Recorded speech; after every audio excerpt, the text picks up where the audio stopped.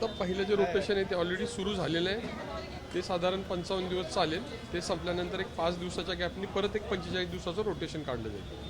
पुणे शहराच्या पाणी पुरवठ्यात पिण्याच्या पाण्यात काही कपात नाही, पुणे शहरात कुठलीही सुदैवानं कपात करण्याची वेळ आलेली नाही.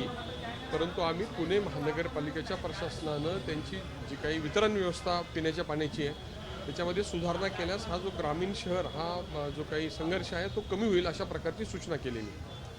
मुळशीच्या पाण्याचा एक प्रश्न ग्रामीण भागासाठी तुम्ही मागितलं होतं, आता शहरासाठी मागितलं जातं. नाही, मुळशीचं पाणी शेवटी ग्रामीण भागाला आलं, शहराला आलं तरी हे खडकवासल्याच्या खोऱ्यात यावं ही मी सातत्यानं मागणी केली.